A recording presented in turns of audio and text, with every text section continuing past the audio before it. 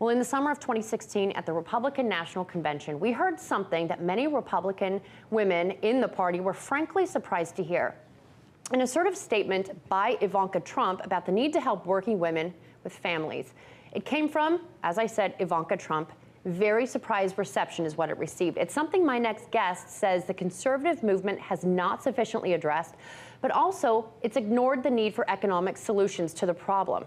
I caught up with Carrie Lucas, Managing Director of Independent Women's Forum, on this. She recently wrote a very poignant piece on it. Who's afraid of Ivanka Trump? Wary conservatives would be wise to follow the first daughter's lead on paid leave and child care policies. We discussed these remarks. As researchers have noted, gender is no longer the factor creating the greatest wage discrepancy in this country. Motherhood is. As president, my father will change the labor laws that were put in place at a time when women were not a significant portion of the workforce.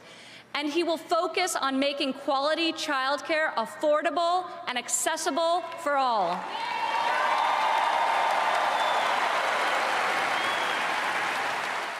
You heard the crowd roar after Ivanka Trump touched on motherhood, a bit unexpected. She goes on to say that as a mother myself, I know it's hard. I also know I'm more fortunate. Helping American families and women need to be the norm and not the exception. This is something, as Americans, voters, non-voters, we haven't heard a lot from the GOP and from conservatives. Why? Absolutely. Well, I think that so often when we talk about these issues, there's a presumption that if you're going to address them, you have to address them with some big government program, with a new entitlement program or massive new spending. But that's just not the case. And I do think it's really important for conservatives to follow the first daughter's lead and start taking these issues seriously. And there is a lot that conservatives can offer that doesn't involve a massive expansion or a huge new entitlement program. Why do you think that conservatives not dealing with this head on earlier? I mean, explicitly laying out plans that handle the people who are really falling through the cracks. They get a callous reputation, and it hasn't been addressed. Why hasn't it been really taken in as a real important issue for conservatives? Yeah, I do think that there's a lost opportunity, and I think the conservatives for a while have been, and I understand that our federal government is meant to do limited things, and it's supposed to do things like provide for the national defense, and being in charge of child care or family leave issues. That's really not kind of how our founders intended the federal government. But at some point, I think it's important to kind of move beyond that and start thinking, okay, we've long kind of left that kind of ideal of a very limited federal government behind.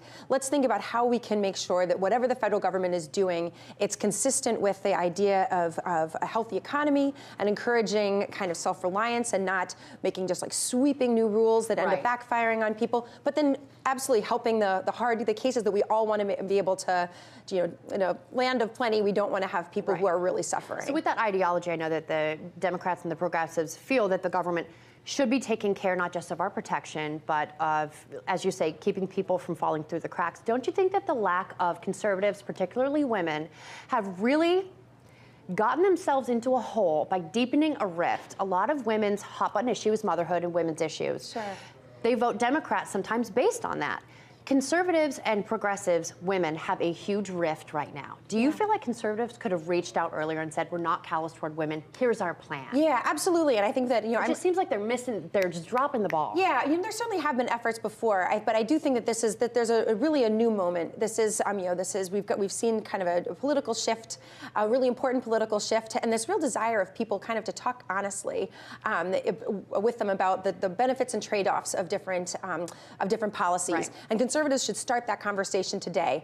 The left keeps... So you're a bit frustrated with, you go along with a lot of conservative ideology, but you're willing to admit, look, guys, you need to be talking about this, and the administration needs to follow through, or we're missing a huge opportunity here. Absolutely, but I think it's important that I don't want us to just do something. No, we need to do the right thing. Okay. And I do think that there's things, we need to make sure that people understand that, a lot of times the left will talk about Europe as if it's this, perfect land where everybody, women have all this time off and everything, and that there's no downside to it. But there are really big downsides to expansive entitlement programs, which is why instead of doing a big one-size-fits-all regulation, we should be trying to target aid to those who really need it. And you laid out in your article, the Who's Afraid of Ivanka Trump, you talked about how we conservatives need to take a look at what she said, marry that into the administration, and push it, something maybe they're not doing. You're talking about a tailored approach. In your opinion, what is that economically for women?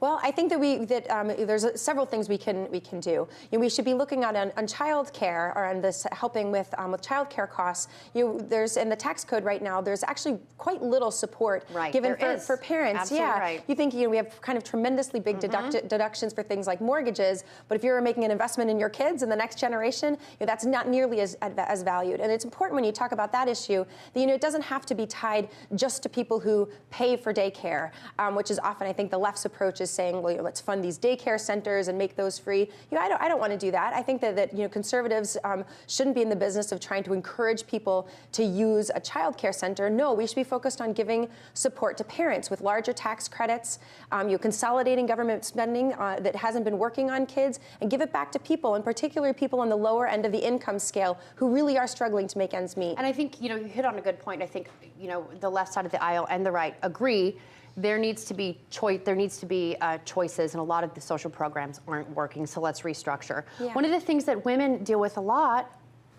is the fact that childcare is so expensive. Yeah. How would you approach a woman making an easier decision between spending her salary on daycare or deciding to stay home? What would that look like to you? Well, I think that we should be trying as much as possible not to kind of push her in one direction or the other. I know that sometimes people talk about wanting to encourage women to go into the workplace, and I don't think that's government's business. I think that we should be trying to give parents options and more control.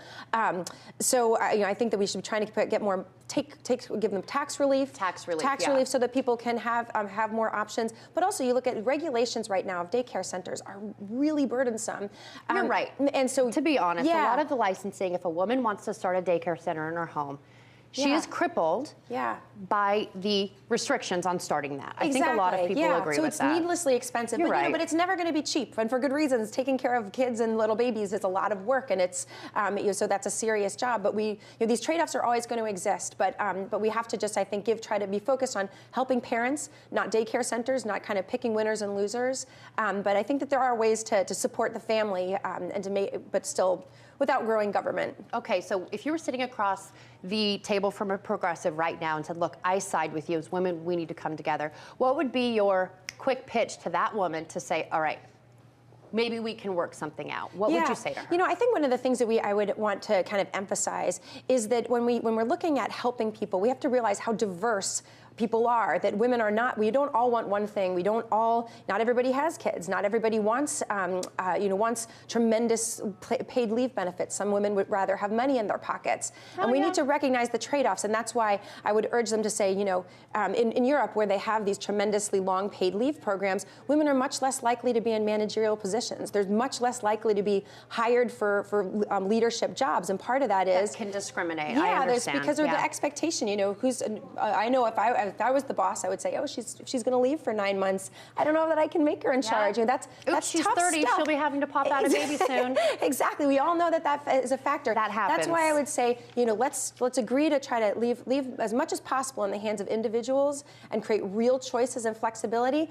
But then let's talk about the hard cases. Let's talk about that woman who's making $30,000 single. What if she has to have a C-section? Let's see how we can try to target aid to her so she doesn't lose her job, lose her house, end up on greater public assistance. This should be a way. Yeah, exactly. We have to be able to find a way to provide targeted support for those instances. And I think that's something that now more than ever, women need to be talking about and pushing the conservatives to really hit this head on, because we talk about the EPA funding being cut, we talk about all this being cut, how are women being affected by this, and people were surprised by Ivanka Trump's statement. I mean, let's hope it moves forward. Do you know what I mean? Absolutely. This is a good, important conversation. I hope it's just the beginning, but a beginning of something great. All right. Thank you, Carrie Lucas, Managing Director of Independent Women's Forum.